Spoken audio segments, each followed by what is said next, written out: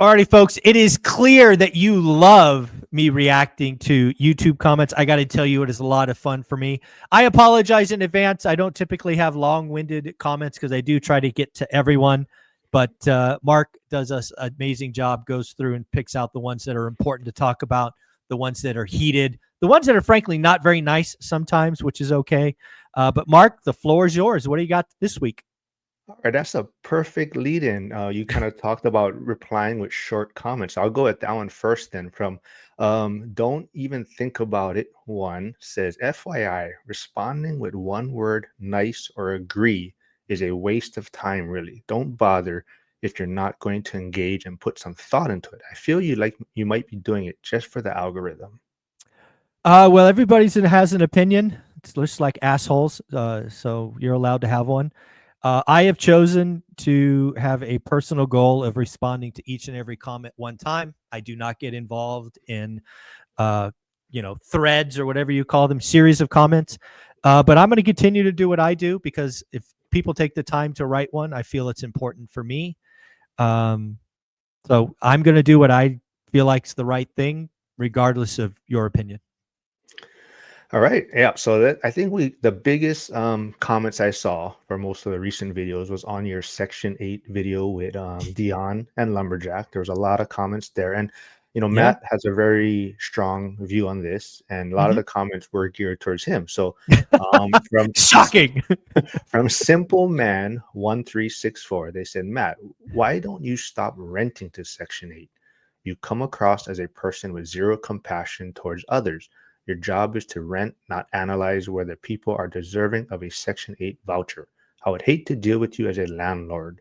You need to humble yourself a bit. Well, there's a couple of things. First and foremost, I don't know the laws in Connecticut, but I assume they're similar to California. He can't discriminate. If he tried to discriminate against Section 8, he could go to jail or get fined or whatever. So, discrimination, if you don't know, is a bad thing for any reason, and source of payment is one of those discriminatory factors. So, he can't do that. It's against the law. Is the first thing. Second, that video to me, and I called him out in the video. He was it was almost rubbed raw. It felt like to me. He probably had some recent experiences, and again, being a landlord is hard. Working with government agencies is hard, and all government agencies aren't created equal. So he was definitely putting it out there and sharing from the heart. That said, I think Matt is a tremendous landlord. From what I known and seen, he takes care of his units. He cares about his tenants. He's not going to suffer any fools. He's not going to hear any stories that are garbage. He's going to run a tight ship and a tight business, and it means nothing to him that you wouldn't want to deal with him. I mean, he doesn't care. He's running a book of business. He's doing it the right way for him and his family. But yeah, I do think it's fair to say that in that video, it was pretty raw. I felt through it that there was some recent experience that ticked him off. That's what came through to me. By any chance, did you hear about the Millennial Mike's episode on the Raging Tomato? I did. I communicated with him after it was over. I did not watch it, but I heard he did an amazing job. Yeah, he killed it. And Lumberjack, of course, was in the comments of that Of course he was. live stream. And I'm sure he's going to mention it, but I also saw that he is supposed to appear on the Raging Tomato on June 5th, talking about Trump reform and cutting the social programs. So that's going to be a fun one. Yeah, when I think about that program, what I heard from it is it's 8-on-1. I'm not really sure why that is seen as okay, right? It's that just doesn't. I mean, I guess if you're going after just rage, I guess that gets a lot of views and clicks. I guess, but on an 8-on-1 debate, not that Millennial Mike and Lumberjack need any help, but that just seems like a recipe for just rage. I don't get it, but whatever. Yeah, but they raised a lot of money in the super chats. So we were The super chat angle. so we joked that Oh, I got it. Millennial Mike could buy something all cash in Gary, Indiana after that. But That's um, but awesome. But I hear you mention quite a bit too on a lot of your videos. People saying you're a Trump lover and Yeah. whatnot. But there was a comment that says, "I'm a moderate conservative too, not a MAGA supporter, but go with rational thinking." Mm. Yeah. So I guess that's the pushback I hear quite a bit, right? People think that Yeah. you're a Trump supporter, but It's fun. Well, it's funny in the same video, I could be called a Trump loyalist or a Trump hater. That's what always gets me is you guys, not you, but there are people out there that are so polar that just a few words means you hate Trump or you love Trump. Which I think is it's just a weird world we live in. I think I've been very clear since day one. I'm not a huge Trump fan. I'm just out here trying to figure out a way to make build my community, build wealth for my family, and I call balls and strikes. When Biden did stupid shit, I called it out. When Trump does stupid shit, I call it out. And at the end of the day, the president of the United States means very little for my local buy box, but it certainly can change consumer behavior. And as somebody who studied consumer behavior, that's why it's important for me to follow Trump, because when he does Liberation Day, when he does 80% tariff on this or that, that can change consumer behavior. And when consumer behavior changes, that can be a recession. When recessions come, that could be interest rates. This is all just a gigantic puzzle or gigantic chessboard. And that's why I talk about Trump a lot, because he is moving pieces on the chessboard, whether you like it or not. He is impacting consumer behavior, whether you like it or not. But it does drive me crazy that there are some people out there, both on the right and the left, that are so busy every day hating or loving him. Get off your ass and do something for your family. It's just crazy to me that you waste so much time raging against the machine instead of doing something for your family. It's crazy to me. yeah, and on that point, like you say, he's moving pieces on the chessboard, and people have different stances on it. So, T. Gustafson 85 says companies aren't going to redo their supply chains and factories due to tariffs. Don Ode himself said he never heard the term supply chain. Stop the sane washing. It is pathetical and unethical. Again, right? Just another example of someone who clearly hates Trump and hates every word out of his mouth. Again, that's just the wrong attitude. You have to look at what could actually happen. So clearly, we're not going to be making T-shirts or whatever in the United States, but we've clearly seen clearly going to bring some manufacturing back home. I happen to think it'll be very much automatic or robotic or whatever you want to call that.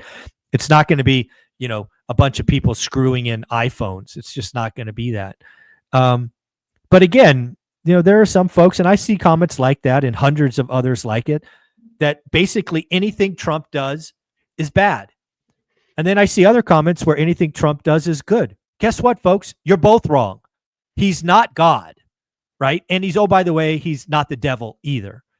I believe that Trump, right or wrong, is playing a game out that he thinks is going to be better for the United States. You can disagree with what he's doing, and I do all the time, but I don't think you can check his motives, right? He's been calling for what he's doing for 30 years. It's like this hasn't changed. Could he be wrong? Absolutely. But I don't think you can argue that he's believed this for a long time. But again, that doesn't matter. What I need to try to figure out is, okay, what's he doing? Well, a couple of things I think are interesting things that have happened because of the moves he's made.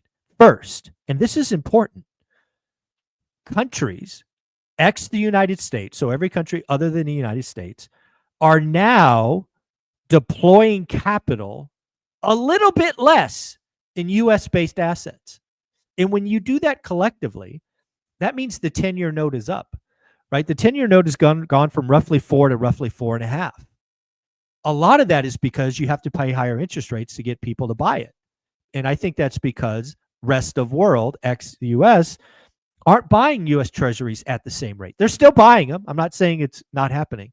But instead of doing 80% or 50%, they're doing something less than they did before. I think that's interesting. Second, we had a record tariff collection last month, something like $86 billion.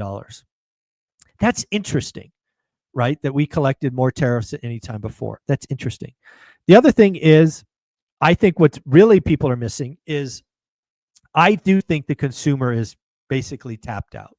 I think small businesses are tapped out. So what I expect to come from all of this, and it probably doesn't show up till July, August, September, is demand destruction. And then we find out what happens and the Fed cuts rates and all of this stuff. The last thing I'll say is I told you guys this was coming. I told you on January 20th, we were going to have 6 months of utter chaos. I didn't know what the chaos was, but I knew the chaos was coming. We're now May 15th. We've only got 2 months and 5 days left of this nonsense. Why am I so confident about 6 months? Because Trump's not a dumb guy. He knows that if he loses the midterm elections, he's a lame duck president for the last 2 years. So he took all the hard stuff. He took all the chaos. He jammed it into their first 6 months. And then all we're going to hear after July 20th is sunshine and rainbows. It's the best ever. We are this and that and blah, blah, blah. So he's going to try to turn, he's going to try to turn it into rainbows and unicorns. So the China nonsense will be behind us. The Europe nonsense, the Mexico, Canada. He just fundamentally can't afford to lose the midterms. So if you know that, this uncertainty has to be behind us. And my guess is July 20th, which will be 6 months since inauguration.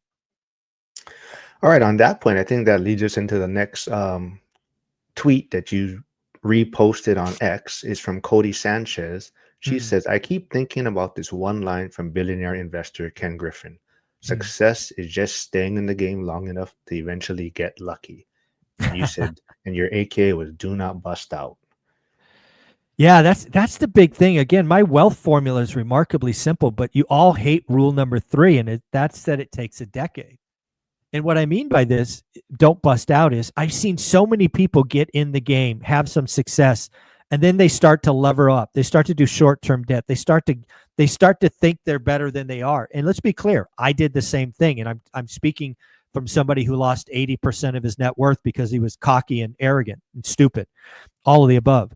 And that's what I mean by don't bust out. If you a W-2 employee, which I was, and you see your job as the key to financial freedom, just one day at a time. You don't need max leverage. You don't need short-term debt. You don't need to gamble. You don't need to quit your job. Just buy an asset once a year, once every 2 years, and then let inflation do its thing. Let wealth happen. And I think Ken Griffin, Cody Sanchez is a great quote. And you just need to stay in the game. You can't bust out. You can't give up. You can't quit. The other thing I'm hearing more and more, and I agree with, is, it's remarkably easy to beat 99% of the people today because they're just not consistent. And, that's one thing about one rental at a time. One thing about me is, I am broken, right? When I fix something, I am consistent. So, I think that's a great quote from Ken and Cody. Yeah, you also touched on earlier, like on the Trump, people always trying to find blame in other people. And this one was from Maria P. 2023. It has a little bit of humor to it, but it says, why is it that it's always the fault of the boomers? I agree with that. So there was a video, I think it was Meredith Whitney. Meredith Whitney talked about the reason the housing market is broken is because baby boomers are too broke to go into assisted living. It was just a horrible and tacky take. But no, I agree with it. It's really funny when I sit back as somebody who's been doing this for 6-7 years now. It's remarkable to me how often the boomers are blamed, and equally funny how many times the millennials are blamed. Right? These two generations are the largest two generations, and it's remarkable how finger pointing goes. Right? I'm in the Generation X, and it seems like we never get the blame because we're one of the smallest generations. But yeah, it's either the boomers or millennials, depending on what we're looking at. But I think it's just fair, right? The boomers are the oldest generation. They have the most wealth, and they've benefited a lot, right? Assuming you're a boomer who owns assets, and you've owned assets for a couple of decades, you're doing really, really well. But it's also equally important to know that there's a lot of boomers who are in a lot of pain because they don't own assets and have never owned assets, and they're in a bad spot. Yeah, on that point, like the boomers, a lot of them do have assets, like you talk about the McMansions and things like that. But Chris 24H Des says, from an economic standpoint, we shouldn't be forced to cohabitate in order to thrive. But here we are, just in order to survive, new homeowners can't find affordable first time home properties and must resort to ADUs and subdivide single family homes being converted into multifamily homes. So, what's your thoughts on that? I think there's a lot in there. Again, a lot of this is just economics. There are plenty of affordable homes. They're just unfortunately not in places where Gen Z and millennials want to live. Right? That's the first thing.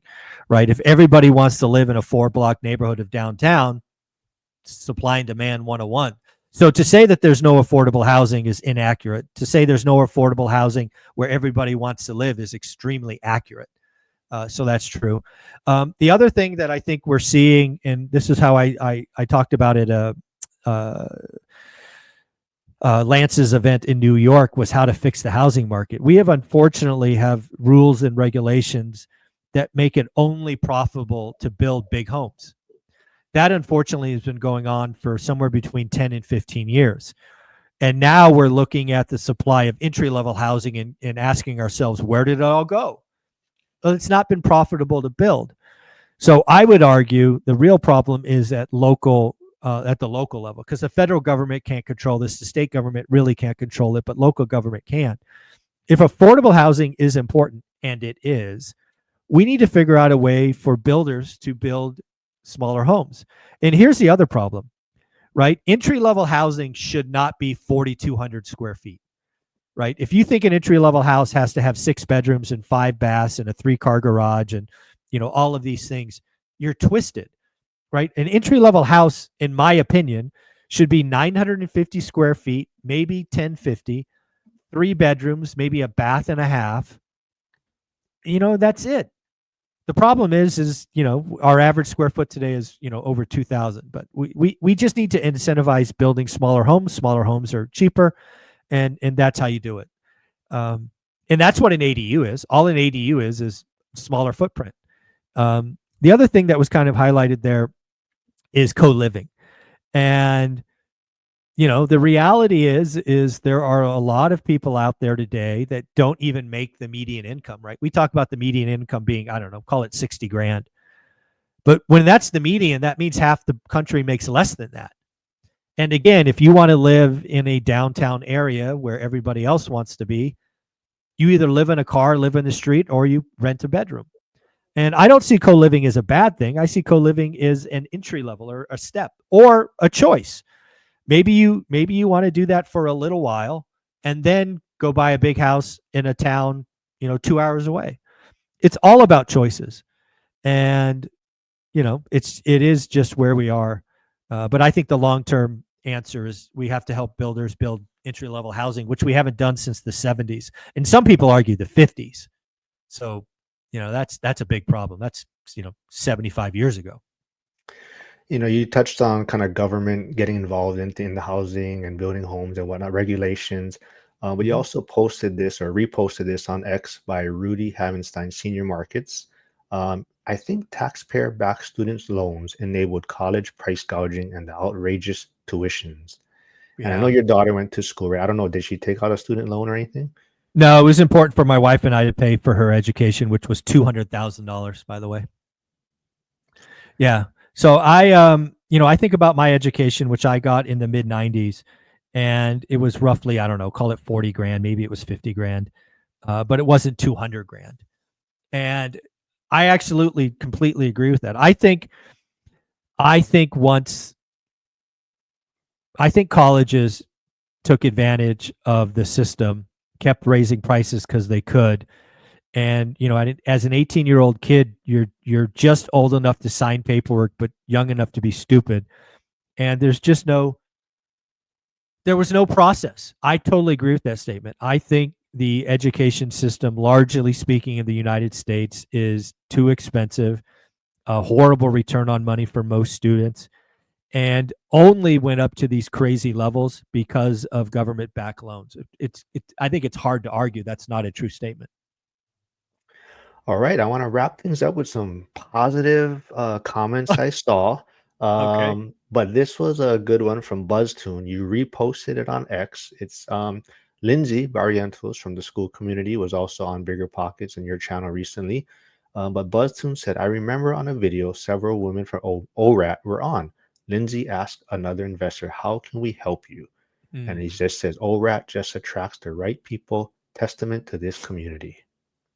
Yeah, as somebody who had a vision for this community, it's really fun for me and a source of pride, frankly, that we are able to keep the community A, growing, but B, continually attracting other amazing people. When you're inside our school community, everybody's trying to help everybody.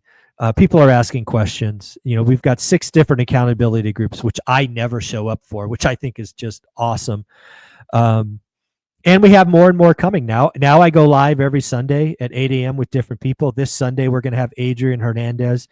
A couple weeks, I think we're going to have Jonathan Twomley talk about, multifamily. And we're just bringing on more and more goodness. And yeah, it's fun for me to watch folks like Lindsay blossom and get all the kudos that she deserves, right? She has done, is doing, and will do amazing things. And I'm lucky to know her. I'm luckier to have her in our community. And, she is a part of one of our 6 accountability groups, right? She is a big part of out-of-state investing. And I am very lucky to have, folks like her in our community. And I don't know if you saw yet, but someone actually joined the school community because they saw her video on Oh, Bigger Pockets Rookie, and they said, "Oh, I joined because Lindsay mentioned it, and he's going to check it out." nice. I did not see that. That's great to hear. Yeah, and this one is for you. I want to know your take on it. So Okay. Joe Meyer 2726 says, Zuber, you are not only an incredible and highly successful multi-decade professional real estate investor, but the best teacher of real estate investing I have ever had the privilege of learning from. And you interview at the level of Joe Rogan. Wow, I saw that. Um, so first off, thank you very much. I think being compared to the #1 podcast interviewer is more than I deserve. Um, it when I saw that, it was a very nice feeling. I certainly don't agree with it. I think Joe Rogan is at his level, but hey, to get that compliment from anyone is amazing. Um, Second, the thing that I think I do well, and it is on purpose, is I always focus on the beginner, unless it's a specific video or a specific topic, like how to grow your portfolio or something, where I purposely take it to somebody down the line, 5 years in.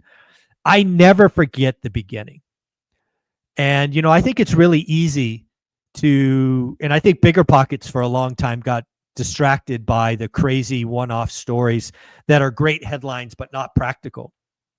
My goal with everything I do, whether it's free stuff on YouTube, $20 a month on school, or $400 a one-time fee for my course, is I want to take you from point 0 to something like point 1 or 2, because that's where I think most people fail. And if I do one thing well, is I never forget that. I'm now 7 years into this, and I've never lost thought on the first 5 years suck. It's a 10-year journey.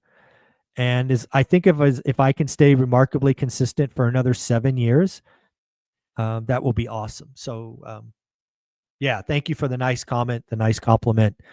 And the last thing I'll say is I still have fun every day. Every video I have fun. Like, I'm having fun talking with you now. I talked to Jonathan before this. I'll talk to Dana next. I'm just having a good time. So it's fun. Well, I did hear you mention the 100K subscriber possible cruise, but is there any update on the Vegas event for next year? Yeah, no, the Vegas event's absolutely happening. I'm already starting to reach out to people. I already have a headliner confirmed, which is somebody you would all know, not Graham Stephan, right? Graham Stephan was a surprise for last time, but it's on that level in the real estate space. So that should be fun. I always do this. I'll confirm again in August, which is kind of 6 months out. just to make sure nothing changed. But assuming that doesn't change, we'll announce that person then. I have probably half the schedule outlined. I've already gone back to the event space a couple of times. We're going to buy a sound curtain. We're always improving. So, and the ticket prices will be the same as last year. They're not going up. They'll be the same as last year. And yeah, I'll start working on that hard August 1st. All right, that's all I got for this week. Thank you, buddy. I appreciate you. Where can people find you? Financial Firefighter. Thank you, buddy. Take care. Thanks, man. Bye.